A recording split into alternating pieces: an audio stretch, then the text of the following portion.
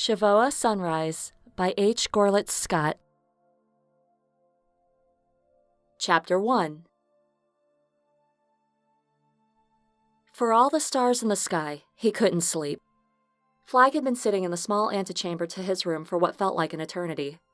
However long he had been really sitting there was completely unknown to him, for there were no windows to read the sky by, and he had given up counting seconds long ago.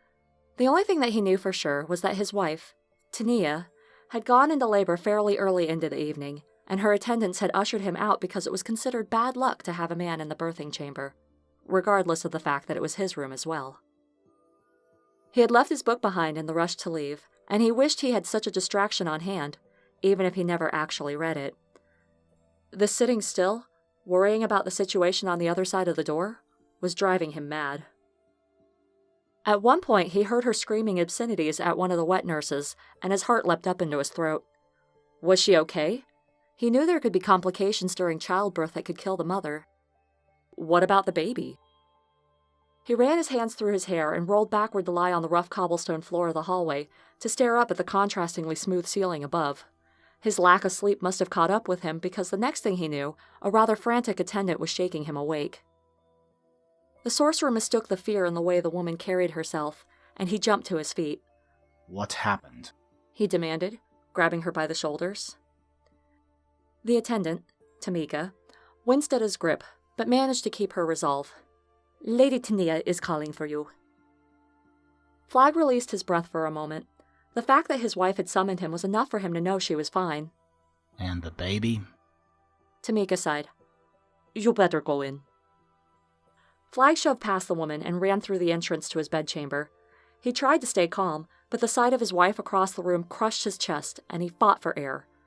Tania was only a shade of her former self, frail and fading faster than the setting suns.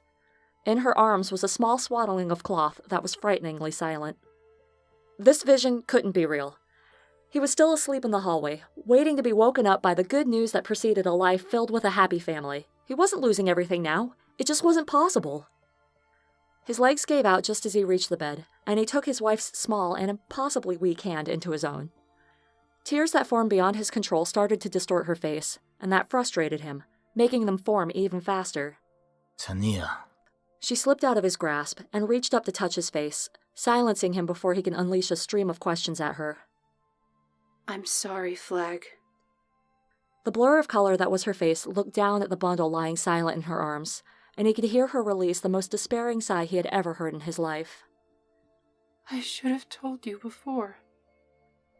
He was confused. Tell me what? She barely grazed his lips with her finger to silence him before letting her hand fall back onto the bed. You know the power of my family lies in the women. This is why. He was still completely lost, but at least she was becoming more visible as a slight curiosity started to take him over. He remained silent to allow her a chance to explain, but she had trouble finding the words to do so. You have to kill me, Flag, she blurted out. What? He shook his head violently against such an idea. That doesn't make any sense. Tania nodded. I'm dying anyways. If you don't, she will never get the chance to live. Panic took over again, and he could feel his chest heaving with the pounding that was going on inside of it. I can't do that. I love you. That is why you must carry on our legacy. She grabbed his hand and placed it on her chest. She must inherit my life energy to live. She became a blur again, and his eyes burned the worst they ever had. He wanted to respond, to protest against this, but the words caught in his throat, forcing him to choke on his own breath. All he could do was shake his head. He could feel her pulse under his shaking hands, and it was fading fast. Everything he had ever loved was being snatched from him, and he was powerless against it. Please, she begged, her voice barely a whisper. Flag shook his head even more. His mind was a reeling, jumbled mess of thoughts and emotion. Just as he found his voice to argue, she clenched her hand around his wrist and invoked one of his spells through him. It felt like someone had clapped their hands over his ears, and he was thrown backwards by the transfer of forces. After a long, dark moment, he realized he could hear a tiny voice crying persistently. Flag opened his eyes and slowly focused on a figure standing above him. She was saying something, but he couldn't make it out. As the world faded back in, he realized it was the handmaiden who had woken him earlier.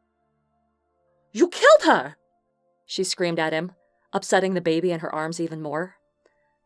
He fought his way into a sitting position to try to correct her, but froze when he saw the bed.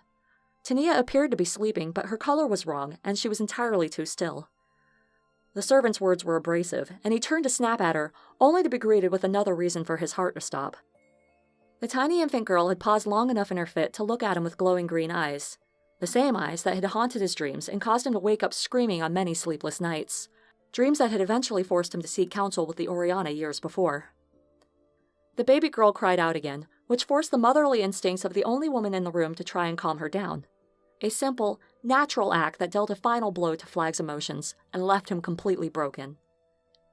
Please, just take her away, he choked out. Horrified by the events that had taken place, Tamika glared at him and ran out of the room with the child in her arms. She obviously misinterpreted the situation, but Flag didn't care. He had lost everything.